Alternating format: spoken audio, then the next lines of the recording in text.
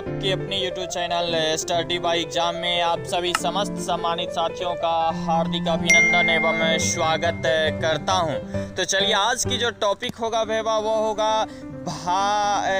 Science के भौकाल हम बोलने वाले थे लेकिन साइंस के कुछ प्रीवियस ईयर के इस सेशन में आप सभी साथियों का स्वागत एवं अभिनंदन करता हूं। तो चलिए आज की जो यह टॉपिक होगा वह होगा साइंस के कुछ प्रीवियस ईयर जो इम्पोर्टेंट आपके एग्जाम के कंट्रीब्यूट से साबित हो सकता है। तो चलिए ज़्यादा देर नहीं करते हुए हम लोग सीधा क्वेश्चन पे वार करेंगे। क्वेश्चन है आपका कि निम्नलिखित में से किस विलियम का हाइड्रोजन आयन सांद्रण सर्वाधिक होता है। यह बोल रहा है कि निम्नलिखित में से किस विलियम का हाइड्रोजन आयन सांद्रण सर्वाधिक होता है। ऑप्शन ए में है pH 8, ऑप्शन बी में है pH 5, ऑप्शन सी में है pH 1, ऑप्शन डी में है pH 4। ठीक है, तो चलिए हम लोग थोड़ा बेसिक से इनको समझने का प्रयास करते हैं कि सांद्रण जो होता है, यह सांद्रण के बारे में हम लोग कुछ जिक्र इस वीडियो के माध्यम से करेंगे। करने के लिए यह है कि यहाँ हम लोग समझाने का पूरा प्रयास कर रहे हैं कि यहाँ लिख रहे हैं pH, ठीक है बाबा, यहाँ हम लिख रहे हैं H प्लस, ठीक ना, pH प्लस H प्लस, ठीक है। यहाँ जो होता है pH का मान ऑप्शन ए में कितना है, 8 दिया हुआ है। 8 जो दिया हुआ है तो यहाँ ऑप्शन H प्लस का जो मान होगा वो हो जाएगा 10 के पावर -8। 10 के पावर कितना हो जाएगा, -8 हो जाएगा आपका। उसके बाद हम लोग यह देख रहे हैं कि pH मान में फिर कितना है, pH मान 5 है, इसका कितना हो जाएगा 10 के पावर -5। ठीक है, समझने का पूरा प्रयास कीजिएगा। C में है pH 1, तो pH 1 का जो हो जाएगा pH 1 का जो H प्लस हो जाएगा वो हो जाएगा 10 के पावर -1। ठीक है, उसके बाद हम लोग एक और ऑप्शन को देखेंगे। ऑप्शन है आपका कि 4, pH कितना 4 जो है, तो यहाँ हम लोग क्या करेंगे 10 के पावर -4 लिखेंगे। यहाँ तक आप समझ गए कि ऑप्शन को ही सिर्फ हम pH और H प्लस के रूप में लिखना शुरू कर दिए थे। ठीक है, अब जो इसको हम लोग देखेंगे इसमें यह है कि सर्वाधिक सांद्रण कब होता है। सर्वाधिक जो सांद्रण होता है वह कब होता है, जब माइनस में कम वाला हो, जब माइनस में कम संख्या रहे, जब माइनस में क्या रहे, कम संख्या रहे, तो वह क्या होगा कि सर्वाधिक सांद्रण होगा। सर्वाधिक क्या होगा, सांद्रण होगा। सर्वाधिक जो सांद्रण होगा तो इसमें हम लोग देख रहे हैं कि इस पर -8 रुपया कर्जा है, इस पे -5 रुपया कर्जा है, इस पर -1 रुपया कर्जा है, इस पे -4 रुपया कर्जा है। कर्जा जो है तो कर्जा 8 रुपया ज्यादा है कि 1 रुपया ज्यादा है। 8 रुपया तो ज्यादा है लेकिन कर्जा होता है, समझ गए ना भाई बात। यहाँ क्या होगा हम लोगों का जो एक है ना, यह वाला, ये जो ऑप्शन, एक मिनट हम कलर चेंज करने का प्रयास कर रहे हैं और उसके बाद हम दिखाने का प्रयास कर रहे हैं कि यह जो 10 के पावर -1 लिखा हुआ है यहाँ, यह क्या है कि सर्वाधिक सांद्रण है। सर्वाधिक सांद्रण कितना है, pH 1, pH कितना है 1। यहाँ जो आप देख रहे हैं pH 1 और यह वाला pH 1, यह क्या है, यह pH मान H प्लस का जो है 10 के पावर -1 और यह ऑप्शन संख्या कितना में है, C में है, तो इसका C जो हो जाएगा। अब देखिए क्वेश्चन यहाँ है कि निम्नलिखित में से किस विलियन का हाइड्रोजन आयन सांद्रण सर्वाधिक है। तो हाइड्रोजन आयन जो सर्वाधिक सांद्रण है वह कितना है, pH 1 का है। समझ गए ना।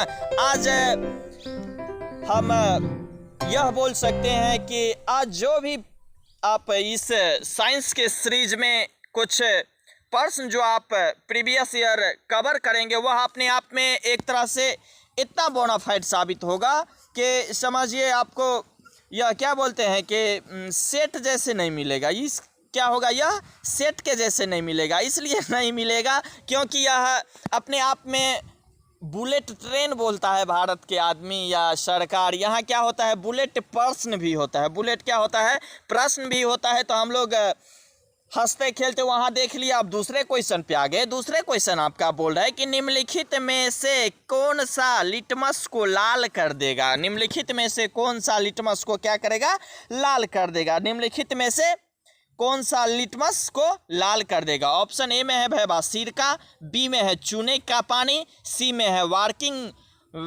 बेकिंग सोडा विलियन और डी में है धोबन सोडा विलियन। ठीक है, यहाँ तक तो ऑप्शन आप के सामने नज़र आता होगा कि ऑप्शन में है आपका ए में है सिरका, बी में है चूने का पानी, सी में है बेकिंग सोडा का विलियन और डी में है धोबन सोडा का विलियन। ठीक है, इसको समझने के लिए हम लोग एक होता है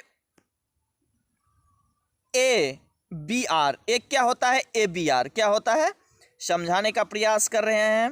AB और R, एक कोण होता है ABR होता है और एक कोण होता है BRB, एक कोण होता है BRB, एक कोण होता है BRB, एक होता है ABR, एक होता है BRB। ठीक है, तो यह जो ABR है, यह जो ABR है, यह क्या है कि एसिड ब्लू टू रेड, क्या है एसिड ब्लू टू रेड,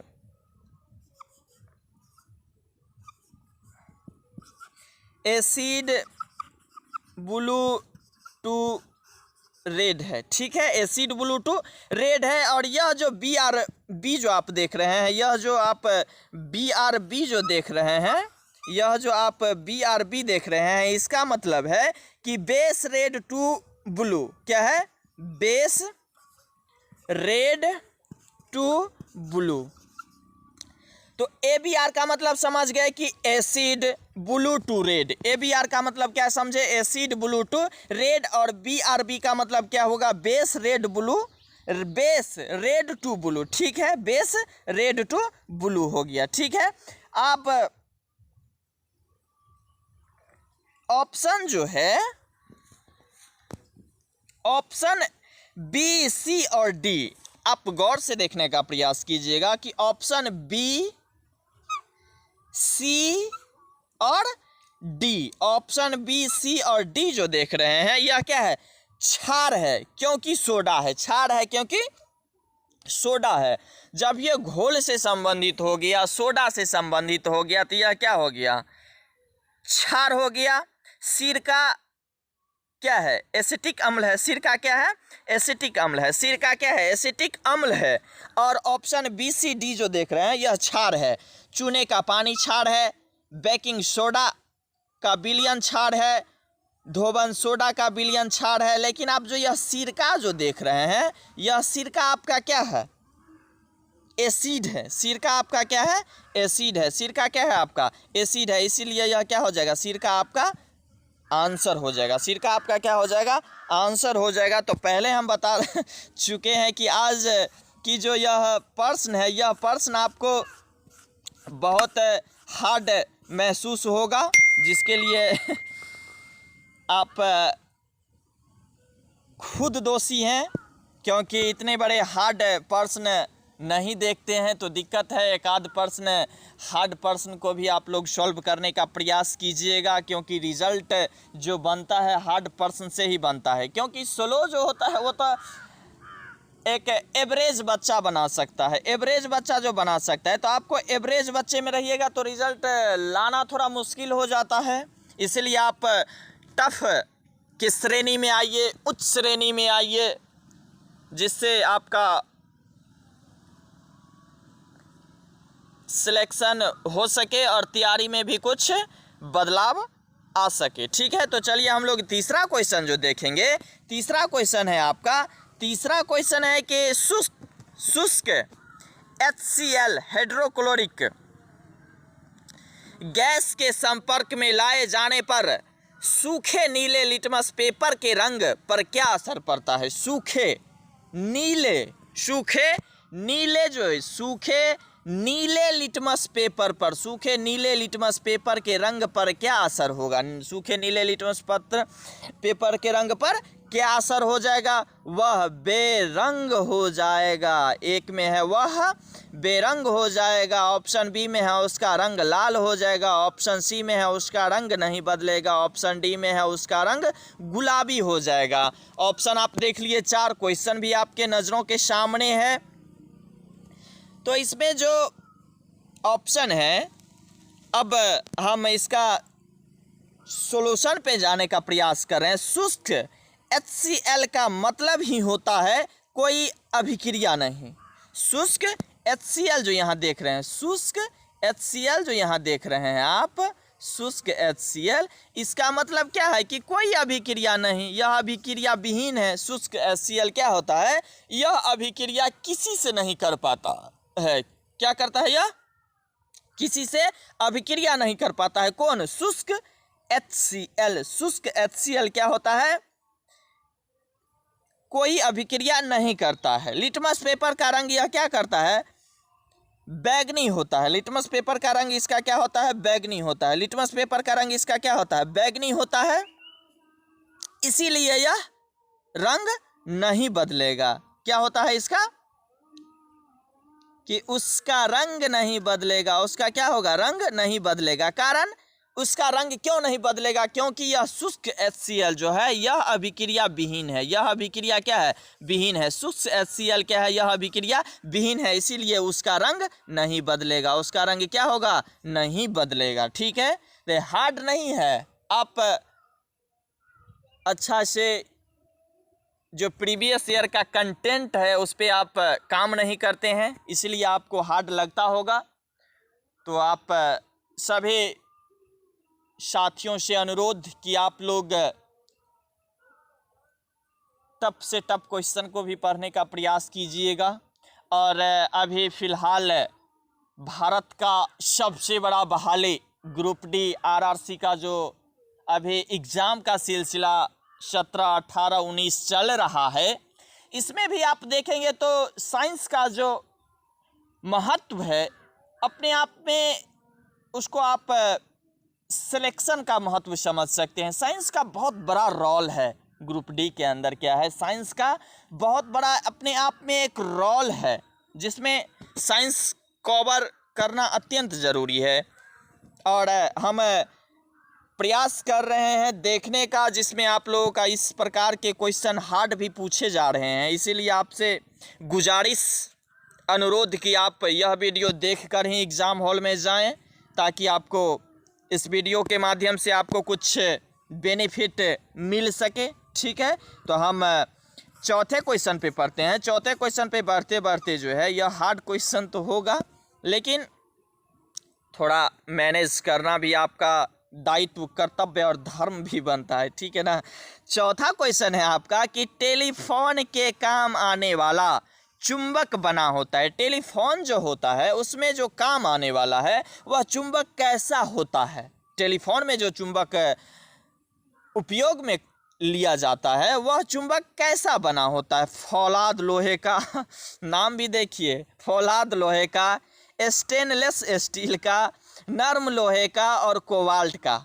समझ रहे ना, इसका समझने का प्रयास कीजिए, समझ रहे ना। तो यह है कि टेलीफोन के काम आने वाला चुंबक बना होता है फौलाद लोहे का, उसके बाद स्टेनलेस स्टील का, नरम लोहे का और कोबाल्ट का। ठीक है, तो हम लोग इसमें कुछ अच्छा से इसको कवर करने का प्रयास कर रहे हैं। चुंबक जो होता है ना, चुंबक दो प्रकार के होता है, आप लोग जानते होइएगा, 9th 10th में भी पढ़िए होइएगा कि चुंबक जो होता है ना भाई, चुंबक, यह चुंबक कितने प्रकार के होते हैं, 2 प्रकार के होते हैं। चुंबक कितने प्रकार के होते हैं, 2 प्रकार के चुंबक होते हैं। एक होते हैं अस्थाई चुंबक, एक क्या होता है, अस्थाई चुंबक। एक क्या होता है, अस्थाई चुंबक। एक क्या होता है, अस्थाई चुंबक। और एक होता है अस्थाई चुंबक। एक कौन होता है, अस्थाई चुंबक। एक होता है अस्थाई चुंबक और एक होता है अस्थाई चुंबक। ठीक है, तो अस्थाई चुंबक जो होता है, इसमें लिखने का हम प्रयास कर रहे हैं। अस्थाई चुंबक जो होता है यह होता है सीट्रल। अस्थाई चुंबक में जो होता है वह क्या होता है, सीट्रल। अस्थाई चुंबक में क्या होता है, सीट्रल। और एक होता है क्या, एक क्या होता है, साउंड बॉक्स। एक कौन सा होता है, साउंड बॉक्स। देख रहे हैं ना आप, समझ रहे हैं, साउंड बॉक्स क्या है, साउंड बॉक्स। कौन सा है, साउंड बॉक्स, साउंड बॉक्स है।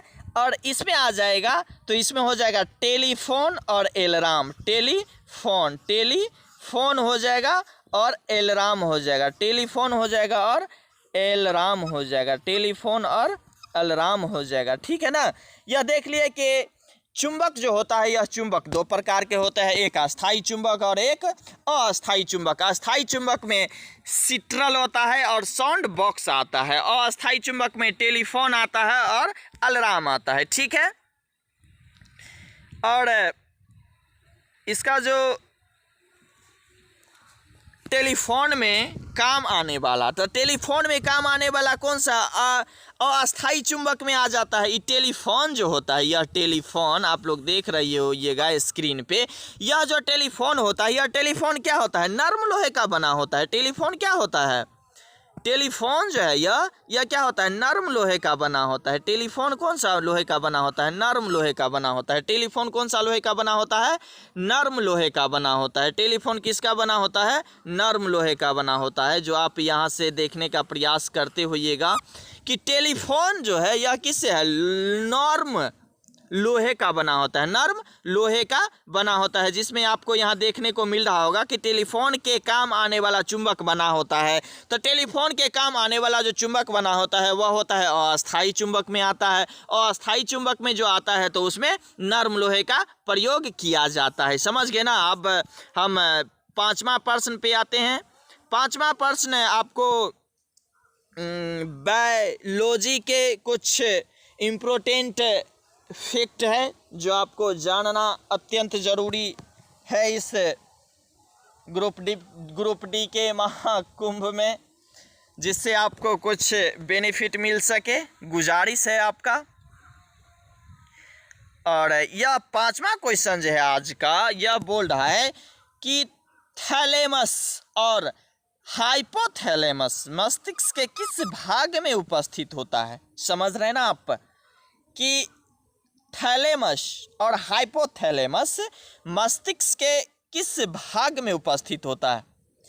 अग्र मस्तिष्क में, पार्श्व मस्तिष्क में, अनुमस्तिष्क में और अग्रसर मस्तिष्क में। यह चार आपके ऑप्शन है कि थैलेमस और हाइपोथैलेमस मस्तिष्क के किस भाग में उपस्थित होता है। इसमें है अग्र मस्तिष्क ऑप्शन ए में, ऑप्शन बी में है प्रामस्तिष्क, ऑप्शन सी में है अनुमस्तिष्क और ऑप्शन डी में है अग्रसर, ठीक है। यह क्या है, चार आपका ऑप्शन दिया हुआ है, ठीक है। हाइपोथैलम शरीर के ताप को नियंत्रित करता है। आप लोग जानते होइएगा, अगर बायोलॉजी में कुछ पकड़ आपके तैयारी के अंदर हुआ होगा तो आप गौर कीजिएगा कि हाइपोथैलम जो होता है ना, यह शरीर को ताप को नियंत्रित करता है। किसको नियंत्रित करता है, ताप को नियंत्रित करता है। यह शरीर को क्या करता है, ताप को नियंत्रित करता है हाइपोथैलम। इसके साथ साथ लीवर भी हाइपोथैलम ताप को नियंत्रित करता है, लीवर भी करता है, त्वचा भी करता है, फेफड़ा भी करता है और हाइपोथैलम्स भी करता है। तो यह देख रहे हैं ना, आप समझने का प्रयास कीजिएगा कि लीवर भी आपका शरीर के ताप को नियंत्रित करता है, त्वचा भी आपको शरीर का तापमान को नियंत्रित करता है, फेफड़ा भी और लीवर भी, ठीक है। क्या करता है, सब ताप को नियंत्रित करता है। शरीर का जो टेम्परेचर है उसको यह क्या करता है, नियंत्रित करता है। इसको क्या करता है, यह नियंत्रित करता है। नियंत्रित जो करता है वह कौन मस्तिष्क करता है, वह कौन मस्तिष्क करता है। बात यहाँ यह है, तो यह है अग्र मस्तिष्क। अग्र मस्तिष्क कौन सा है, अग्र मस्तिष्क। थैलेमस और हाइपोथैलेमस मस्तिष्क के किस भाग में उपस्थित रहता है, तो अग्र मस्तिष्क में रहता है। अग्र मस्तिष्क में कौन सा चीज़ रहता है, थैलेमस और हाइपोथैलेमस। यह दोनों क्या रहता है, शरीर मस्तिष्क के अग्र मस्तिष्क में। मस्तिष्क के किस भाग में रहता है, तो अग्र मस्तिष्क में रहता है। यह समझ गया। त्वचा, लीवर, फेफड़ा, यकृत, ये सब क्या करता है, शरीर के ताप को नियंत्रित करता है। शरीर के ताप को क्या करता है, नियंत्रित करता है, ठीक है ना। पहले से बोल रहे हैं कि आज का क्वेश्चन कुछ अपने आप में थोड़ा ठीक होगा। यह बोल रहा है कि 6 में कि एसआई प्रणाली में प्रतिबल की माप इकाई है। एसआई प्रणाली में, एसआई प्रणाली में प्रतिबल की माप इकाई है। हिंदी में आज हम लोग पूर्वकालिक क्रिया के बारे में देख रहे थे और यहाँ है प्रतिबल प्रणाली के बारे में। ठीक है, यहाँ यह बोल रहा है कि एसआई प्रणाली में प्रतिबल की माप इकाई है। ऑप्शन ए में है kg/cm², यहाँ है न्यूटन, यहाँ है न्यूटन/मीटर², यहाँ है वाट। आप वाट ऐसे भी जानते होइएगा, वाट। इसमें जो है, इसमें यह है कि आप को समझाने का हम पूरे प्रयास कर रहे हैं। इसमें बताया जा रहा है, यहाँ गौर से देखिएगा कि यह जो न्यूटन है ना, न्यूटन/मीटर², न्यूटन/ जो यह मीटर² है, यह प्रत्यास्थता गुणांक द्रव्य है। यह क्या है? यह जो है क्या है? न्यूटन/मीटर² जो है, यह क्या है? प्रत्यास्थता,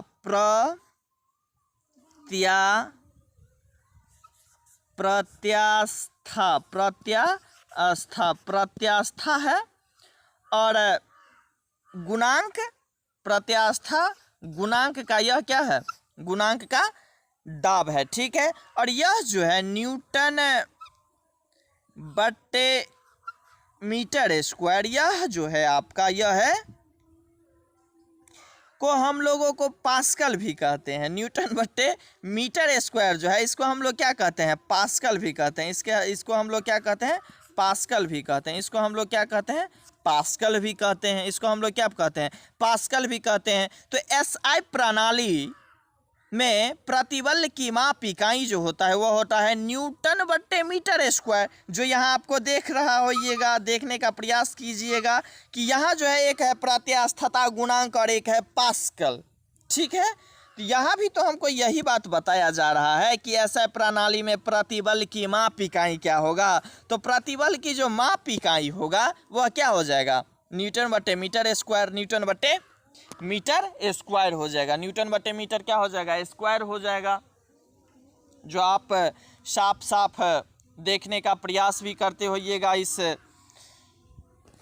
स्टडी बाय एग्जाम चैनल के बैनर तले, आपको यह ज्ञान प्रोवाइड कराई जाती है। ठीक है, अब हम लोग सीधा 7वां प्रश्न के ऊपर आ गए हैं। 7वां प्रश्न है आपका कि सदिश राशि के उदाहरण है। क्या बोल रहा है कि 7वां क्वेश्चन है आपका कि सदिश राशि का उदाहरण है। 7वां क्वेश्चन है आपका कि सदिश राशि के उदाहरण है। ए में है बल आघूर्ण, बी में है आवृत्ति, सी में है घनत्व और डी में है सभी।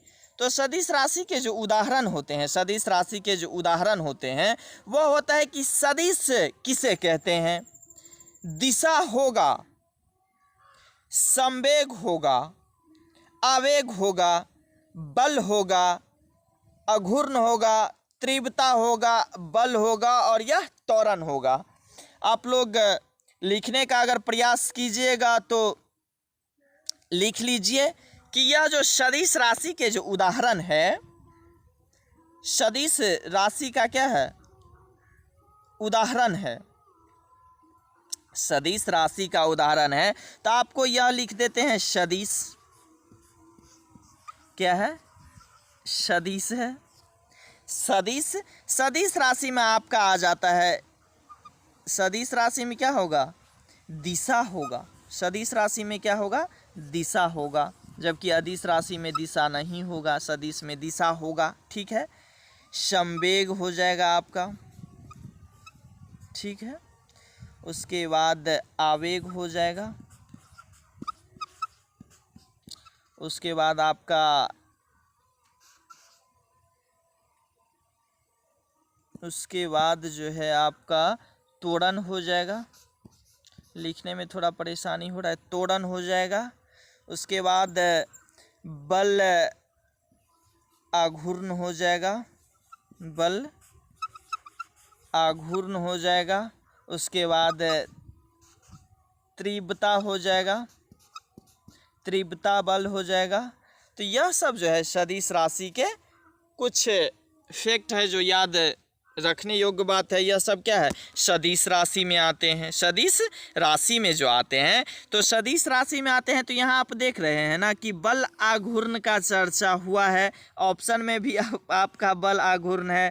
तो सदिश राशि के उदाहरण कौन सा है, इसमें बल आघूर्ण है। सदिश राशि में दिशा होगा भैया, सदिश राशि में क्या होगा, दिशा होगा, लेकिन वही परिवर्तन हो जाता है। अदिश राशि में दिशा नहीं होता है और सदिश राशि में क्या होता है, दिशा होता है। ठीक है, तो पूरे सदिश और अदिश आप इस वीडियो के माध्यम से कवर कर लीजिएगा। अगर अभी नहीं हो रहा है तो लिखने का प्रयास करके याद करने का 2-4 बार याद कीजिएगा और याद आपके सामने माथा के चिंगारी के ऊपर यह नाचना चालू कर देगा। ठीक है ना। 8वां प्रश्न है आपका कि किसी गतिशील पिंड का वेग आधा करने से उसकी गतिज ऊर्जा हो जाती है। ये सब न्यूमेरिकल प्रश्न भी है। जब आपको न्यूमेरिकल प्रश्न के महासीरीज में जब एक एक फैक्ट आपको न्यूमेरिकल पढ़ाएंगे उस समय आपको इसके बारे में डिटेल्स से समझाने का प्रयास करेंगे। वैसे इस प्रकार के और इस चैप्टर से ग्रुप डी में साइंस का कम से कम 2 से 3 प्रश्न अभी तक आ गया है। अगर आप नहीं जानते हैं तो इसके बारे में कुछ पता कर लीजिएगा जो बात सही है कि नहीं। ठीक है, इसीलिए हम छोटा छोटा प्रश्न न्यूमेरिकल का भी डालने का प्रयास करते हैं। वैसे न्यूमेरिकल का जो सीरीज चलेगा आपके इस स्टडी बाय एग्जाम के चैनल के माध्यम से, उसमें आपको पूरे न्यूमेरिकल का एक एक प्रश्न आपको बताने का प्रयास करेंगे और सिखाने का भी प्रयास करेंगे। ठीक है, यहाँ बोल रहा है कि किसी गतिशील पिंड का वेग आधा करने से उसकी गतिज ऊर्जा हो जाती है, आधी हो जाती है, चौथाई हो जाती है, दोगुनी हो जाती है, तिगुनी हो जाती है, क्या हो जाती है, हो क्या जाती है। तो यह हो क्या जाती है, चौथाई हो जाती है। यह क्या हो जाता है, हम कलर ही बदल देते हैं इसका। यह क्या हो जाता है, चौथाई हो जाता है। यह क्या हो जाता है, चौथाई हो जाता है। ना यह होगा ना यह तो होगा, ना यह होगा और ना यह होगा। यह क्या हो जाएगा, चौथाई हो जाएगा। कौन सा हो जाएगा, चौथाई हो जाएगा। किसी गतिशील पिंड का वेग आधा करने से उसकी गतिज ऊर्जा क्या हो जाती है, चौथाई हो जाती है। क्या हो जाती है, चौथाई हो जाती है। तो चलिए हम लोग इस सीरीज के आज 9वां प्रश्न देखेंगे। 9वां प्रश्न है आपका भैया कि द्रव्यमान और वेग का गुणनफल क्या कहलाता है। मेरे प्यारे साथियों एवं सहपाठियों, द्रव्यमान और वेग का गुणनफल क्या कहलाता है। उत्क्षेपण कहलाता है, दाब कहलाता है, बल कहलाता है और संवेग कहलाता है। द्रव्यमान और वेग का गुणनफल क्या कहलाता है। द्रव्यमान और वेग का गुणनफल क्या कहलाता है, संवेग कहलाता है। कौन सा कहलाता है, संवेग कहलाता है। न यह कहलाएगा, न यह कहलाएगा, न यह कहलाएगा। कौन सा कहलाएगा, संवेग। कौन सा कहलाएगा, संवेग, संवेग कहलाएगा। ठीक है। दाब एक अदिश राशि है। दाब एक क्या है, अदिश राशि है। दाब एक अदिश राशि है। दाब क्या है, एक अदिश राशि है, लेकिन दाब बराबर होता है उत्क्षेपण बटा क्षेत्रफल। उत्क्षेपण बटा क्षेत्रफल। उत्क्षेपण बटे क्षेत्रफल होता है दाब बराबर। ठीक है। और द्रव्यमान और वेग का गुणनफल क्या कहलाता है, संवेग कहलाता है। ठीक है, संवेग कहलाता है। आप समझ रहे हैं ना, आप इस बातों को समझने का प्रयास कीजिएगा। समझ रहे हैं ना आप कि यह संवेग होता है। ठीक है, चलिए हम लोग आज के इस साइंस के प्रीवियस ईयर क्वेश्चन में आज हम लोग इस सेशन के लास्ट वीडियो के बारे में जिक्र करने जा रहे हैं। यह क्वेश्चन है आपका कि किसी वस्तु पर लगने वाले गुरुत्वाकर्षण बल को कहा जाता है। क्या कहा जाता है भाई, क्या कहा जाता है। किसी वस्तु पर लगने वाले गुरुत्वाकर्षण बल को क्या कहा जाता है। कॉमन सेंस, क्या कहा जाता है, तो क्या कहा जाता है, भार कहिए या वजन कहिए, भार कहिए या वजन कहिए, यह भी ठीक है। किसी वस्तु पर लगने वाले गुरुत्वाकर्षण बल को क्या कहा जाता है भाई बा? भार कहा जाता है। क्या कहा जाता है? भार कहा जाता है। गुरुत्वाकर्षण बल जो जब लगता है तो वह किस स्थिति में रहता है? भार की स्थिति में रहता है। ठीक है, वजन रहता है उसमें। और तनाव का ऐसा मात्रा क्या होता है? तनाव, भार, वजन, तनाव। तनाव का ऐसा मात्रक क्या होगा? मात्रक ऐसा मात्रक क्या होगा? न्यूटन होता है। तनाव का ऐसा मात्रक भी क्या होता है? न्यूटन होता है। तो चलिए आज के इस साइंस के सुपरफास्ट सेशन में आपका बहुत बहुत शुक्रिया कि आप अंत तक इस वीडियो को देखें। इसके लिए धन्यवाद। अगर आप इस स्टडी बाय चैनल के यूट्यूब चैनल पे नया हैं तो आप इस चैनल को सब्सक्राइब कीजिए, दोस्तों के साथ ज़्यादा से ज़्यादा शेयर कीजिए, लाइक कीजिए, कमेंट कीजिए। और आपको किस वीडियो और किस टॉपिक पे चाहिए वीडियो, यह आप ज़रूर अपने कमेंट बॉक्स के माध्यम से आप सूचना हम तक पहुंचाने के लिए आपका बहुत बहुत आभार। हमारे पूरे टीम की ओर से आपको शुभकामना। तो चलिए, all the best, love you, thank you, जय हिंद, जय भारत, वंदे मातरम।